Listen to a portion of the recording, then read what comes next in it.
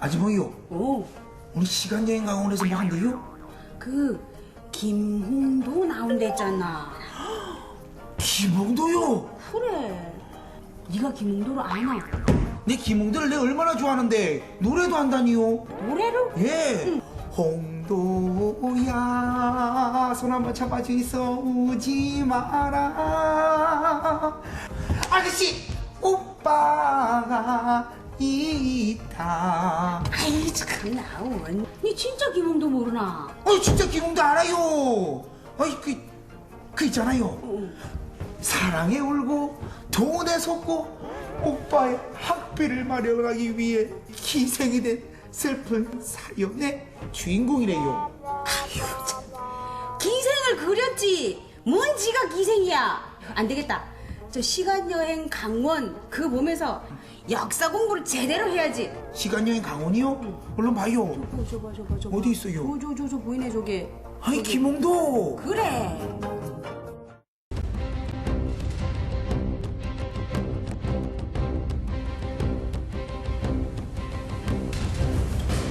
금강산과 관동 팔경을 덕폭에 들어오라.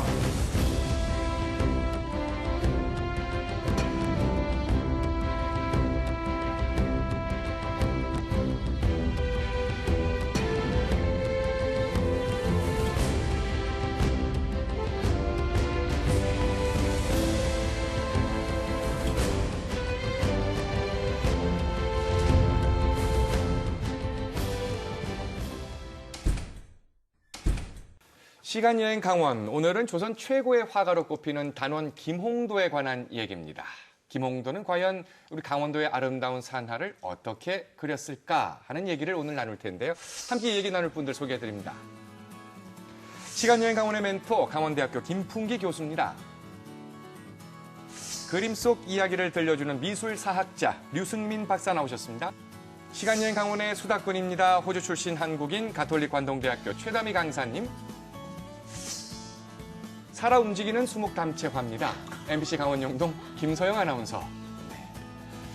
말하는 수묵담채화 교수님들 보신 적 있습니까? 저는 해오하는 봤지만 처음입니다. 아니, 그런 걸 보시면 됩니다. 저는 거울 볼 때마다 보거든요. 네, 지금 벌써 말을 하잖아요. 지금 벌써. 살아 움직이는 네. 정말 예, 예. 수묵담채입니다. 이제 여러분께 살아 움직이는 수묵담채화가 오늘의 키워드를 소개해 주시겠습니다. 이 순간이 가장 민망해요. 네. 자, 오늘의 키워드는요. 네. 바로 누워서 하는 유람.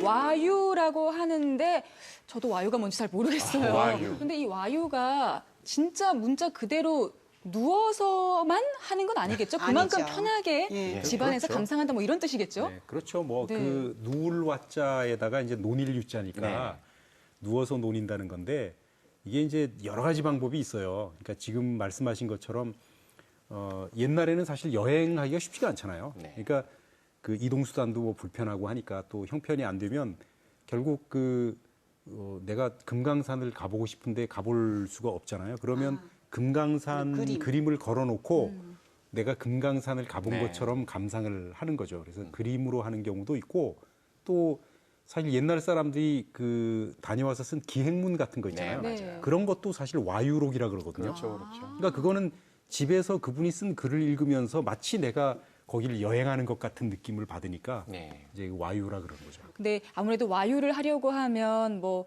삶이 힘든 우리 평민들이 하진 않았을 거고 좀 편안하게 사시는 사대부님들을 위해서 김홍도님께서 또 강원도를 다니면서 막 그림 그리고 막 그랬던 걸까요? 그렇게 봐야 어떤가요? 될까요? 어떻습니까?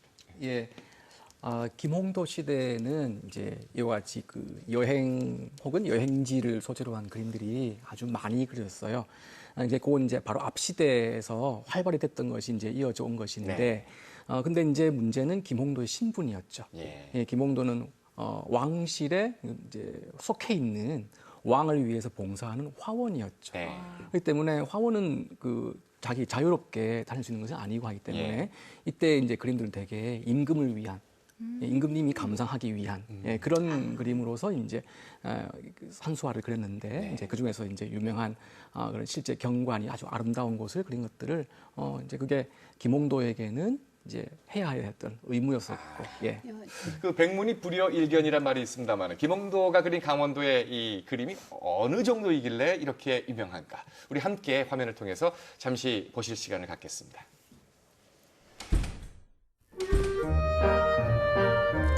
금강산을 그리기 위해 강원도를 방문한 김홍도. 혹시 그가 남긴 흔적은 없을까요? 의문을 풀기 위해 찾아간 곳은 오죽헌 안의 강릉 시립박물관. 해운정 방명록과 심원록에서 김홍도의 이름을 확인할 수 있습니다. 그 조선시대 같은 경우에는 이 관동팔경과 금강산을 구경하고 시, 서, 화 중에 하나를 남겨야만 그 사람이 풍류객이에요. 그런데 이제 이 오죽헌 같은 경우나 이 해운정 같은 경우에는 이쪽에 방문한 사람들이 반드시 들리는 장소였기 때문에 거기에 많은 사람들이 왔다 가고 그 사람들이 자기의 이름을 남겼다 이렇게 볼 수 있습니다. 아, 이곳에 다녀갔다는 확실한 증거네요. 그런데 오죽헌과 해운정엔 왜 방문한 거죠? 영동 지역 관동팔경을 구경하던 사람들은 반드시 율곡 선생의 탄생지인 이 성지인 오죽헌에 들렸고요. 해운정 같은 경우는 이제 아주 경관이 뛰어났고 또 서인의 대표적인 인물이었던 이 우암 송시열 같은 경우가 바로 거기에 와서 이렇게 현판을 남기기도 하거든요. 해운정은 어촌 심원광 선생께서 지은 별당입니다. 우암 송시열과 김홍도 같은 시인 묵객이 이곳을 찾아 많은 글을 남긴 건 선배 유학자의 삶을 느끼고자 했던 건 아닐까요?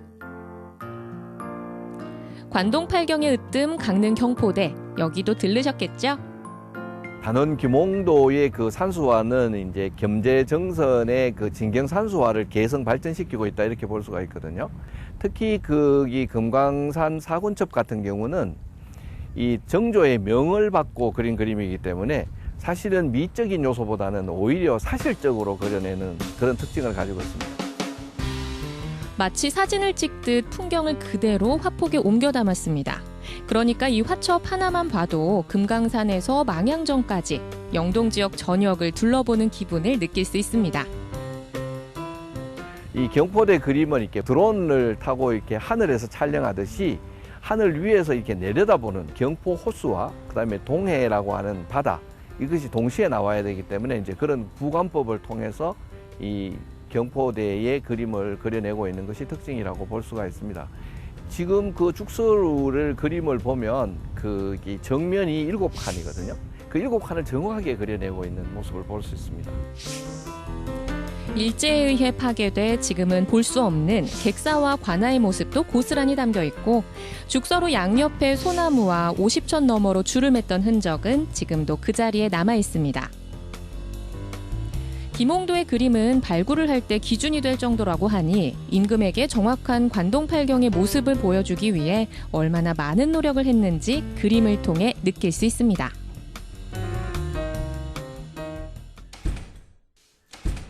이게 화면 속으로 잠시 감상을 했습니다만 그래도 이렇게 감흥이 느껴질 정도니까. 근데 1788년 가을에 김홍도는 바로 김응환과 함께 관동팔경을 또 금강산을 그려오라는 정조의 명을 받습니다. 어명을 받고.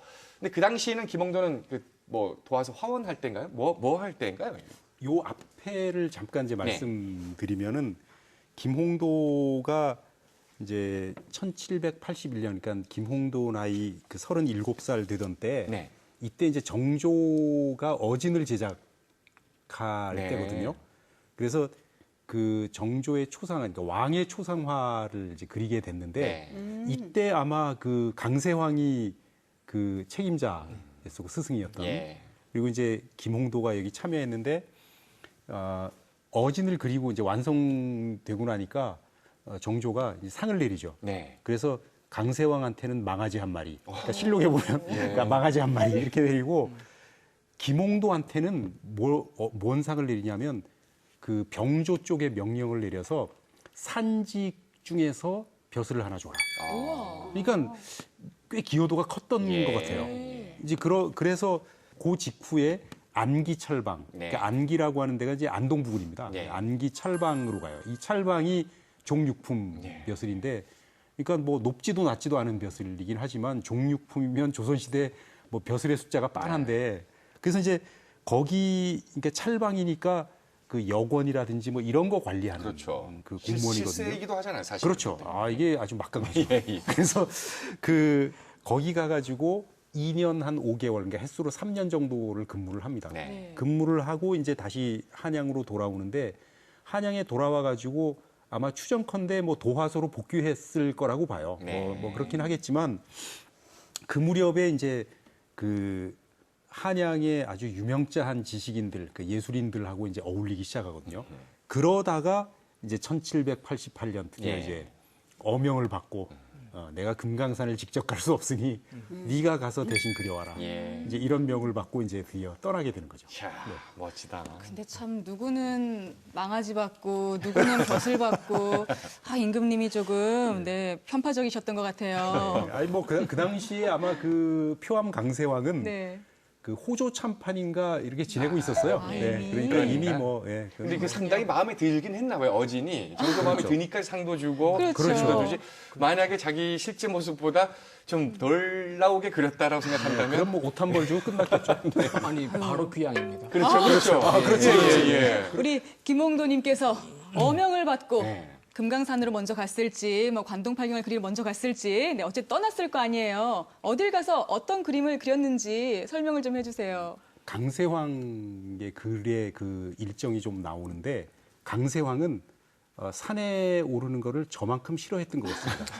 저도 그 천재지변이 있지 않은 한 산에는 안 올라가거든요. 그런데 예. 그 이분도 거기 아들 따라 그 회양 그 관아에 가 있으면서 거기서 금강산이 100리 안짝이에요. 예. 120리 뭐 보통 이렇게 표현하는데 그 금강산이 이 회양군 관할이거든요. 근데 거기 가 있으면서도 이 양반이 금강산을 안 가봐요. 그 멋지고 그 네. 아름답고 누구나 가보고 싶어하는 네. 금강산인데도. 안 가봐요. 물론 이제 나이도 좀 있긴 했지만 그걸 안 가보거든요. 그러다가 이제 어느 날 그 김홍도하고 이제 그 둘이 이제 어명을 받고 오는 거 아니에요.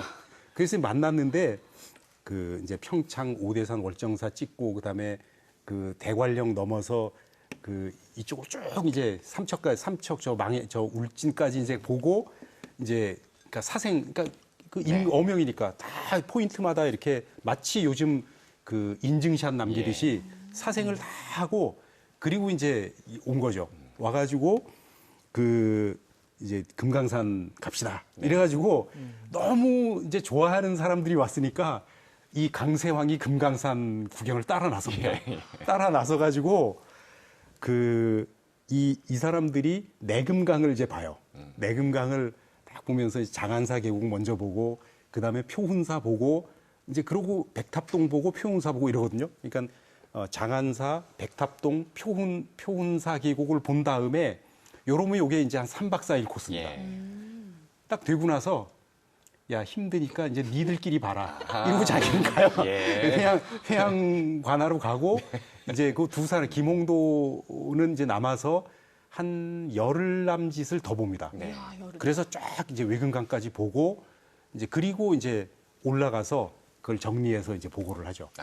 이제 이렇게 강세황의 그 글에는 이제 그렇게 이렇게 3명이 또는 뭐 마지막에 2명이 함께 그림을 그리고 한다면 그들이 남긴 작품이 다 김홍도 작품이다. 이렇게 그냥 당연히 알 수 있는 겁니까? 김웅환이 그린 걸 수도 있잖아요. 그건 다 서명이 들어갑니다. 제가 그 생각을 못했네요. 서명한다는 생각을 못했네요. 근데 이거 김웅환의 작품이라고 우리가 기억되는 것들은 지금 김홍도에 비해서는 거의 지금 없이 지금 생각이 되는데 많지 실제로 많이 않습니다. 남아 있긴 한가요? 김홍환 그림은 제법 있는데 그 금강산 그림은 김홍도만큼은 없죠. 그럼 화풍 자체도 예를 들어서 다른- 유승민 박사님은 딱 보면 이렇게 착 가리고 하면은 이건 누구 작품이란 당연히 큰 차이가 나요. 김홍도와는 개성이 확 다릅니다. 제가 너무 어리석은 질문을 그러면 그 그림을 그릴 때 이제 딱 포인트에 갔어요. 그러면 그 경치를 보면서 바로 그 자리에 앉아서 바로 그리는 건가요? 그 그림 끝날 때까지? 몇 시간이고? 나도 저거 궁금하더라고요. 그게 어떻습니까? 그런 장면을 그림으로 남겨놓은 것이 강세왕의 사례가 있어요. 강세왕이 이제 저 금강산 말고 개성을 여행 갔을 때 1755년경에 갔었는데 그때 이제 그 개성의 갖가지 이 명성에 가서 다 구경을 했거든요.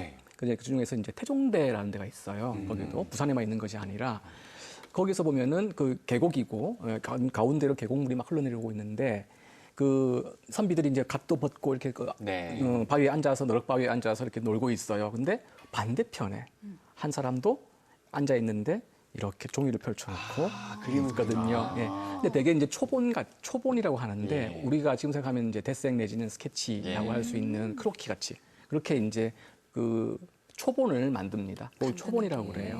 초상화도 초본이 있는데 산수화도 기본적인 초본을 이렇게 화원들은 특히나 반드시 해서 남겨두어야 돼요. 나중에 또 쓸 일이 있기 때문에. 그래서 이제 그 자리에서는 되게 스케치를 하고 완성은 거의 없습니다. 그 자리에서 다 하진 않고 그러니까 그 자리에서는 딱 느낌만 먼저 탁탁 이렇게 놓고 그걸 가져가서 이제 정성 들여서 그때를 떠올리면서 이게 완성하는 그렇습니다. 요즘도 그렇지 않나요? 예, 요즘도 많이 그렇게 합니다. 아니 유럽 화가들이 다 그런 식으로 해요. 그렇죠. 어떻게 보면은 화가들이 어떤 습관이죠. 그렇죠. 예, 동서양을 막론하고 네, 그런 어디나 다 세계 화가들이 다 비슷할 일의 거예요. 효율성을 위해서.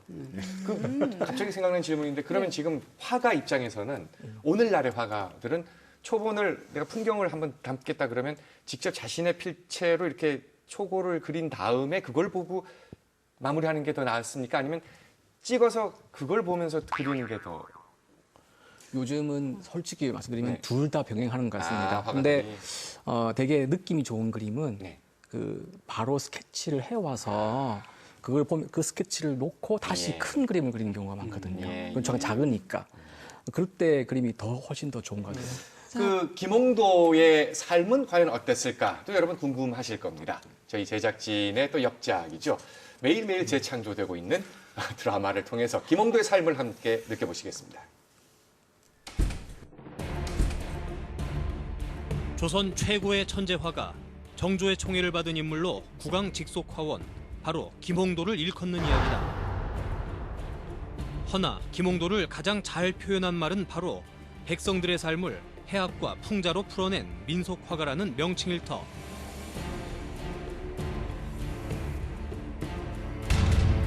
그는 일평생 정조의 총애를 받았다고 전해지는데 김홍도와 정조의 인연은 어떻게 시작됐을까?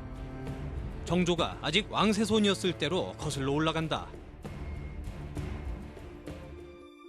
어려서부터 그림 솜씨가 남달랐던 김홍도는 20살 되던 해 조선시대 그림 그리는 일을 담당하던 관청인 도화서의 화원으로 뽑히게 된다.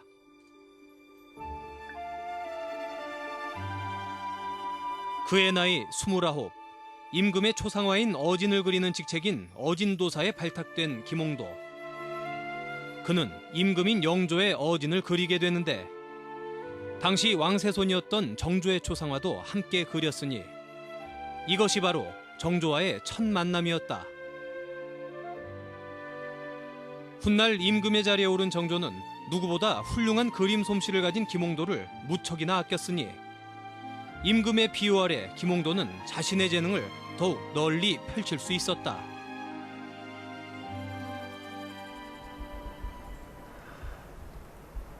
참으로 훌륭한 솜씨로구나.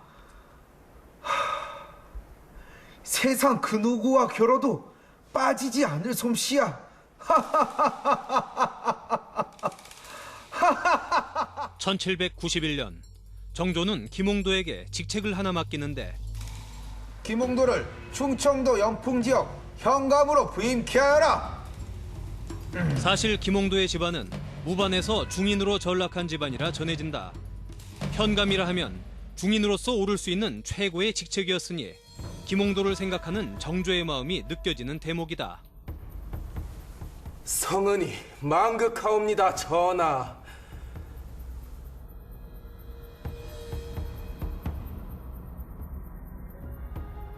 허나 재벌은 누굴 주겠는가?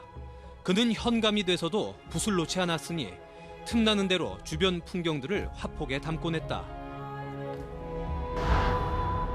금강산과 관동팔경의 수려한 풍광을 담은 산수화부터 국가의 연회를 세세히 그린 기록화, 그리고 선비정신을 노래한 사군자에 이르기까지 김홍도는 평생 다양한 그림을 그려냈으니 그 수만 해도 수백 점에 달했다.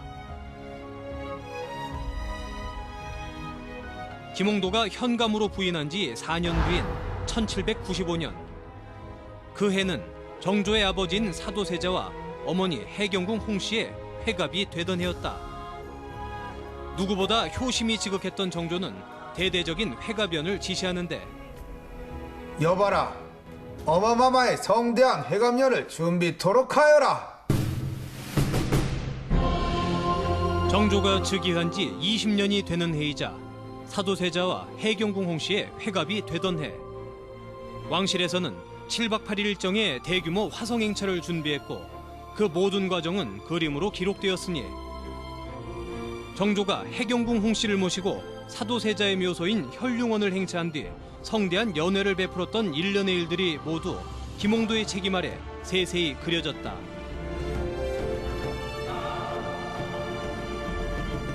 화성 능행도, 호위하는 군사는 물론 관료들과 구경 나온 백성에 이르기까지 335를 이룬 인물들의 포주를 다양하면서도 해학적으로 다루고 있어 당대의 풍속과 역사를 한눈에 알 수 있는 기록화의 백미로 인정받는 작품이다.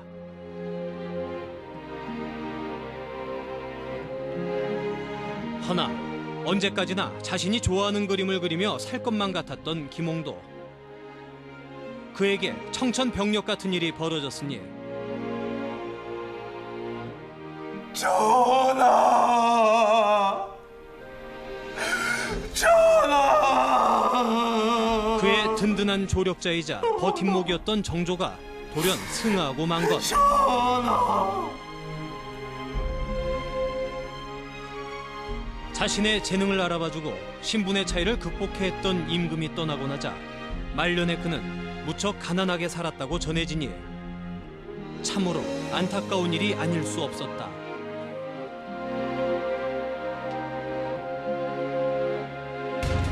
신분보단 실력을 중히 여긴 임금이 있었기에 빛을 보게 된 천재화가 김홍도. 그의 마지막은 비록 쓸쓸하였으나 평범한 민초들의 삶을 살아 움직일 듯 생생한 그림으로 남기며 천재적인 재능을 펼쳤던 그의 작품들은 영원히 우리 곁에 남아 사랑받고 있다.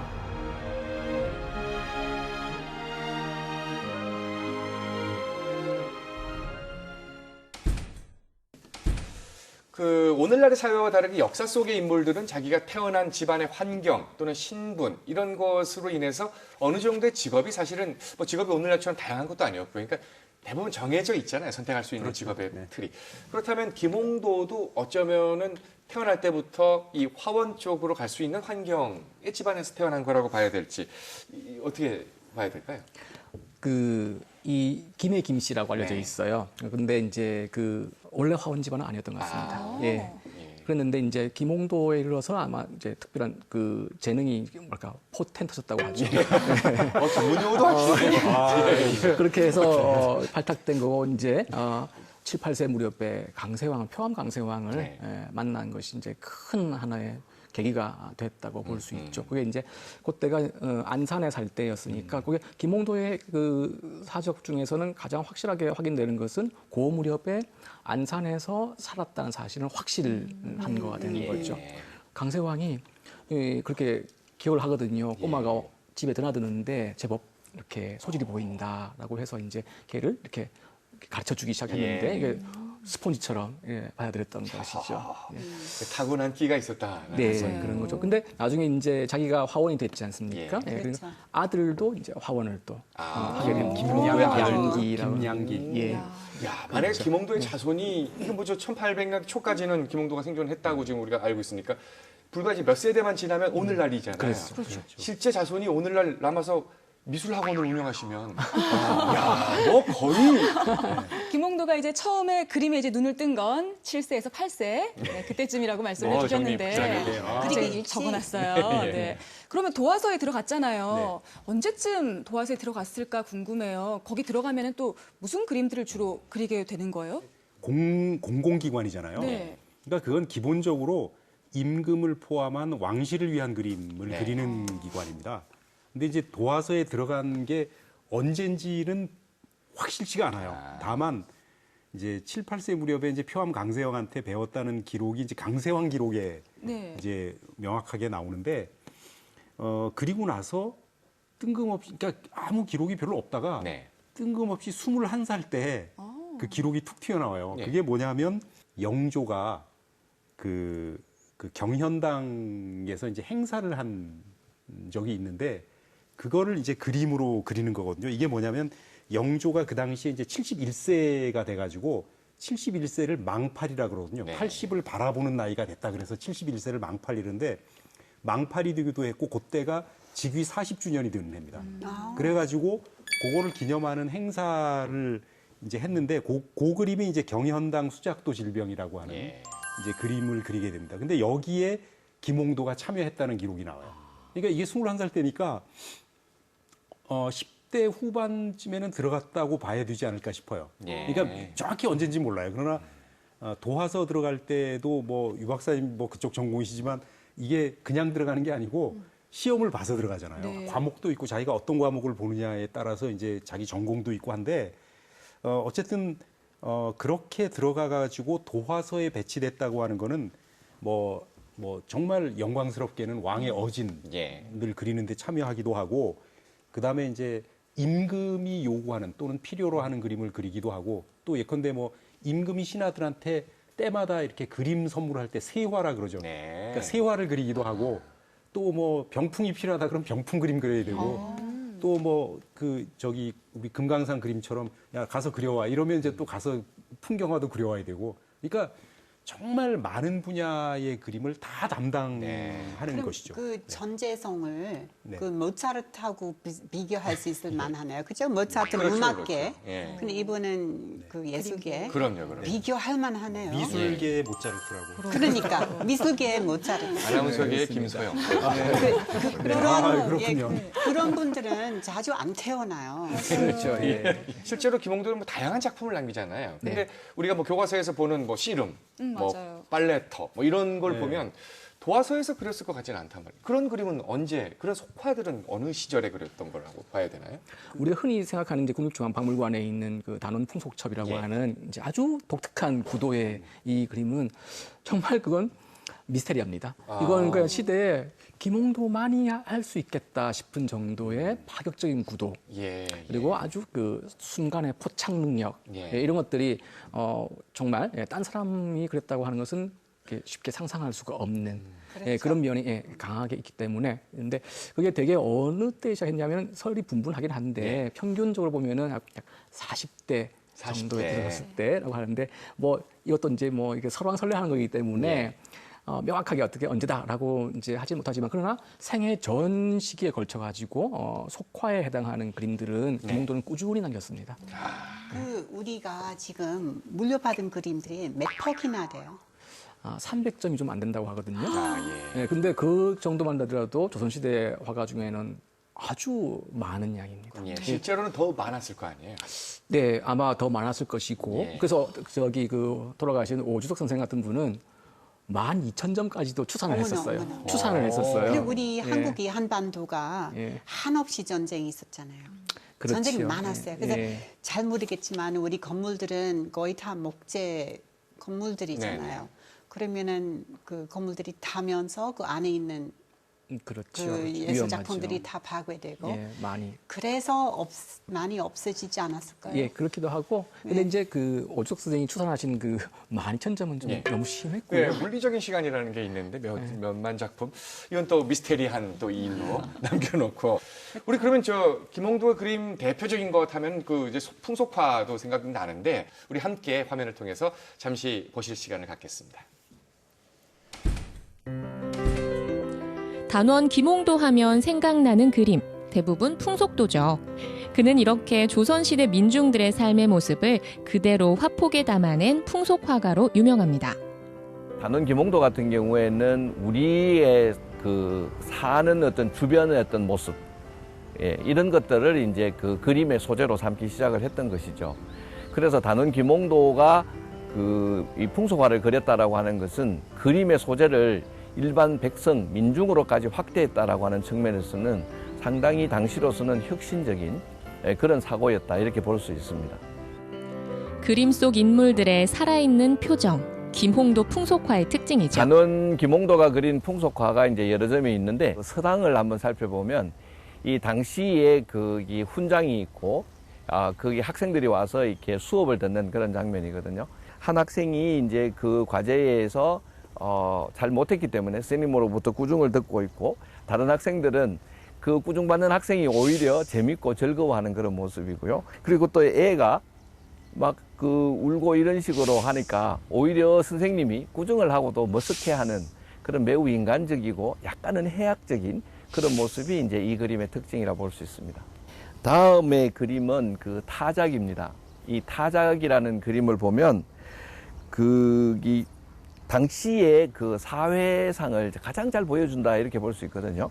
오른쪽 상단에 보면 이제 그 선비가 갓을 쓰고 이렇게 누워 있는데, 이 소작을 하기 때문에 이제 그 소작료를 받기 위해서 와서 이렇게 지키고 있는 그 모습이거든요. 타작을 하는 사람들 중에서 이 중면에 있는 사람들은 원래 풍년이 들었기 때문에 상당히 기뻐하는 그런 모습이고요. 그 다음에 그 가운데 보면 그 젊은 친구가 있어요. 이처럼 풍년이 들든 흉년이 들든 상관없이 자기는 일하는 것 자체가 싫은 거예요. 그래서 그 표정을 그대로 이렇게 표현하고 있는 것이 바로 이 단원 김홍도의 천재성이 아닌가 이런 생각이 듭니다. 논을 가는 농부의 얼굴엔 기대와 설렘이 담겨 있습니다. 행상과 흥정하는 안악의 목소리가 들리는 것 같지 않나요? 이렇게 당시의 모습을 그대로 담아 그렸습니다. 단원 김홍도의 풍속화는 사실은 한 장 한 장의 그림이 당시의 사회를 기록하고 있는 그런 기록화이기 때문에 그 당시를 가장 정확하게 표현하는 거라고 볼 수 있습니다. 그래서 한 장의 그림이 그 당시의 사회를 보여주는 한 권의 책과 같다고 해도 과언이 아닐 만큼, 그래서 당시 사회를 알려주는 가장 좋은 역사 자료이기도 하고, 그 다음에 구도나 채색 면에서도 탁월한 능력을 가졌던 그런 작품이라고 볼 수 있습니다. 글보다 더 정확하게 당시 사회의 모습을 보여주는 김홍도의 풍속화. 아마 정조도 그의 그림을 보며 백성들의 삶을 이해하지 않았을까요?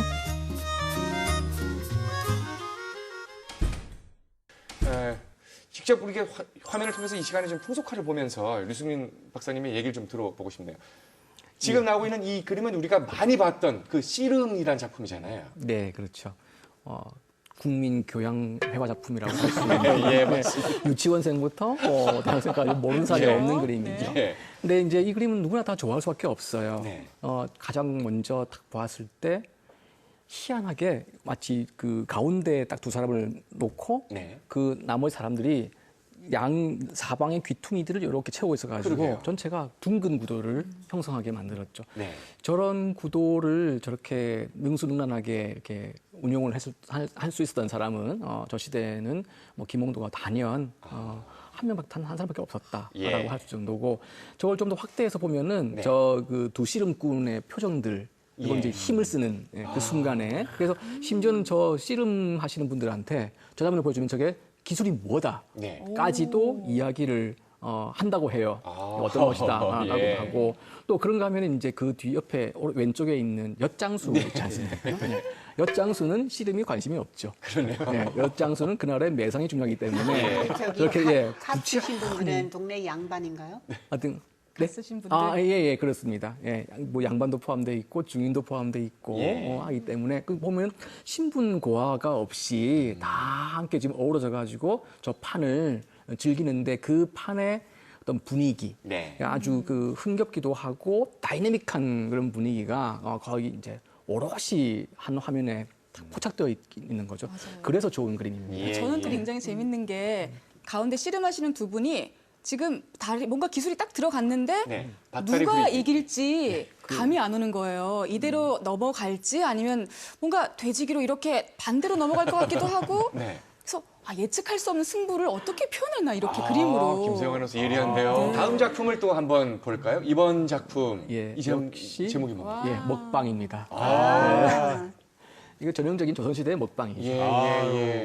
주막이라는 제목을 이제 현대에 붙였는데도 네. 뭐 전혀 뭐 이상 없는 그 지금 장면을 잘 포착해냈습니다. 네.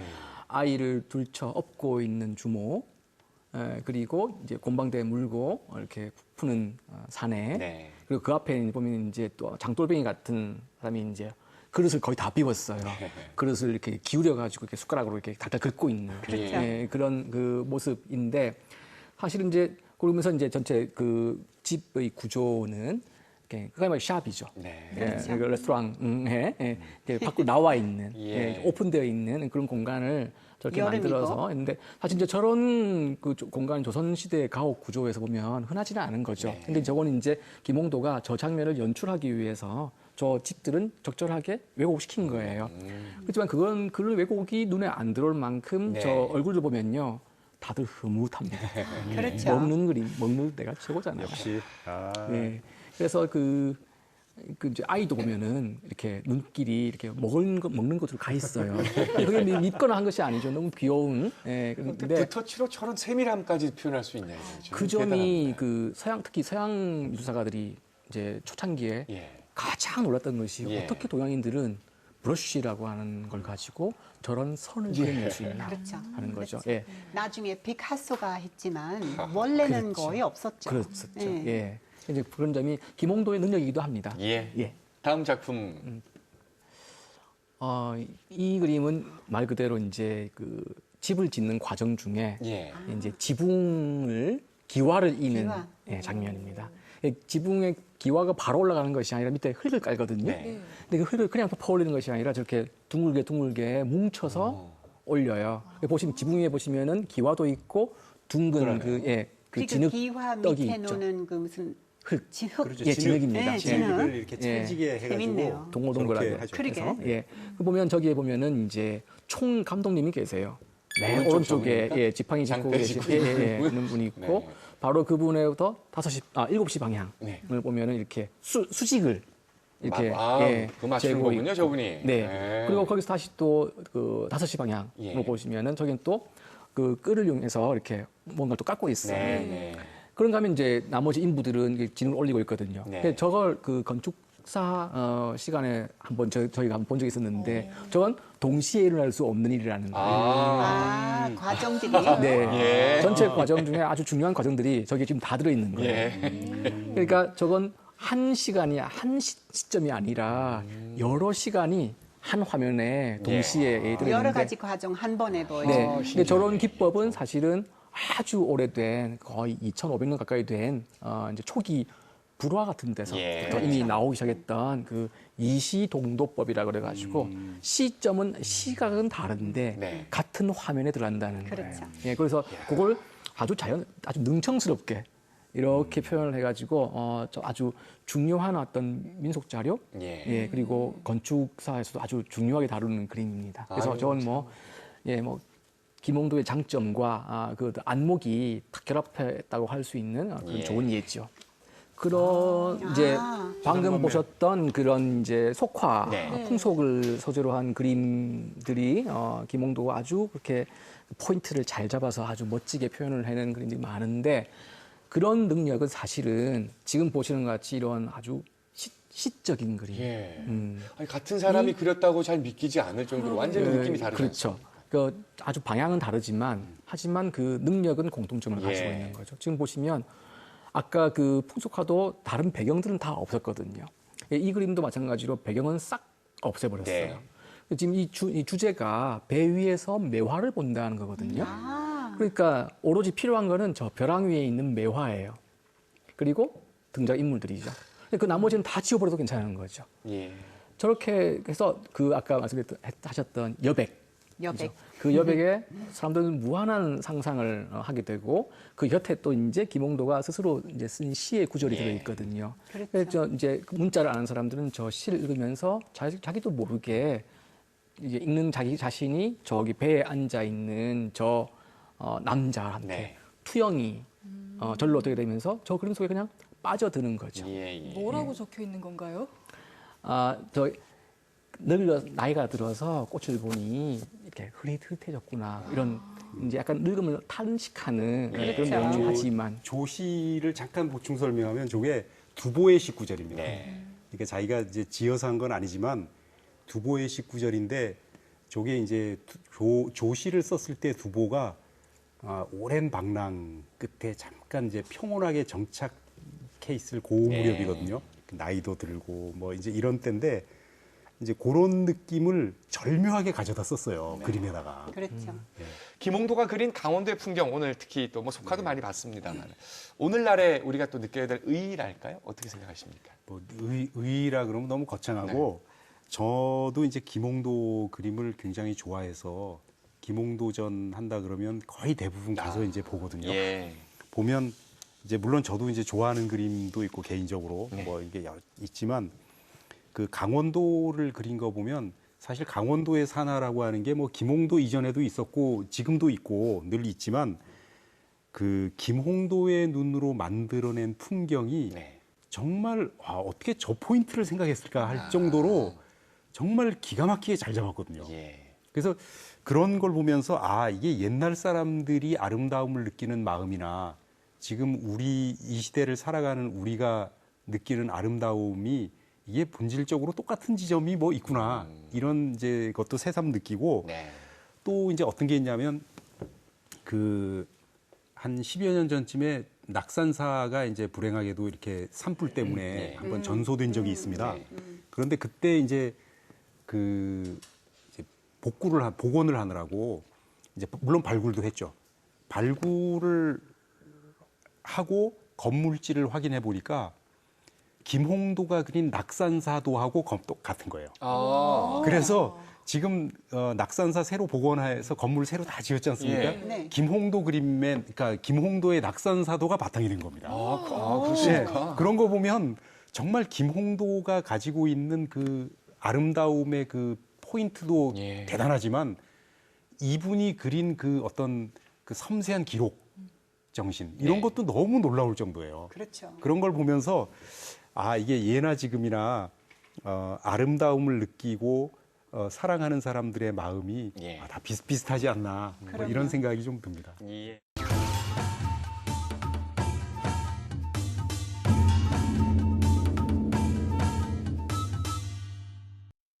자, 시간여행 강원의 대미를 장식하는 코너 역사 가정, 역사 스토리 이프 시간입니다. 오늘 가정은 이렇습니다. 여러분도 함께 이 상상의 날개를 펴보시면 좋겠는데요. 김홍도를 직접 오늘날에 모시고 오는 겁니다. 네. 근데 그분이 다시 돌아가요, 정조로. 그리고 가는데 딱 이제 한 일주일 머뭅니다. 그래서 내가 한 폭의 그림만 딱 그릴 수 있게 안내를 해드려야 돼.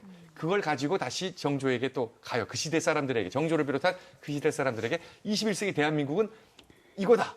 우리 후손들은 하고 대표적인 한 장면을, 오늘의 장면을 보여주러 갑니다. 그렇다면 오늘의 어떤 곳에 어떤 장면을 그리게 할 것이냐. 이겁니다. 김서영 아나운서는 대표적인 정말 중요한 한 장면이라고 하니까 참고로 굉장히 자기 부담이 초상화 되는데. 이런 거 말고요. 그거 안 됩니까? 제 초상화 그려서 가져가 주세요. 이런 거 안 됩니다. 그래요. 지금 대답을 하실 것 같아서. 깜짝 놀랐어요. 움직이는 수묵한데 안 되는군요. 저는 예나 지금이나 우리 민족은 흥이 많잖아요. 잘 놀고 재미있고. 그래서 우리가 요즘 화제가 많이 되고 있는 게 가수들이 공연할 때 이 떼창이라고 하죠. 다 같이 그 수백 명이 모여서 노래하는 그 모습을 안내를 해드려서 그 수많은 사람들이 동시에 뿜어내는 그 에너지를 우리 김홍도 선생님께서 어떻게 표현을 해내실까. 네, 그게 정말 궁금해요. 그러면 그 그림의 제목은 그 떼창도입니까? 그렇네요. 떼창도. 네. 최담 선생님은 어떠세요? 김홍도에게 저는- 어떤 오늘날의 대한민국 모습을 그리게 할까요? 저는 이화여자대학교 모시고 가서 여대를? 그 미대 예. 그 수업을 여자들이 다 앉아서 그림 그리는 네. 그 수업을 보여주면서 이것 좀 그려달라고 할 거예요. 여자 화가 많지는 않았을 테고. 그래 제군의 그 우리 한국 여성들이 이렇게 됐다. 우리도 잘 그린다. 그리고 그런 거 참 가지고 돌아가신다면서요. 그럼 그 시대 사람들이 많이 좋아할 것 같아요. 또 예상치 못한 또 답입니다. 김홍도 선생님이 일단 기본적으로는 좋아하실 것 같습니다. 좋아하실 것 같아요.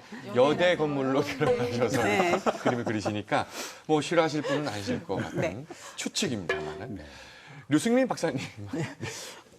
저는 약간 다른데요, 각도가.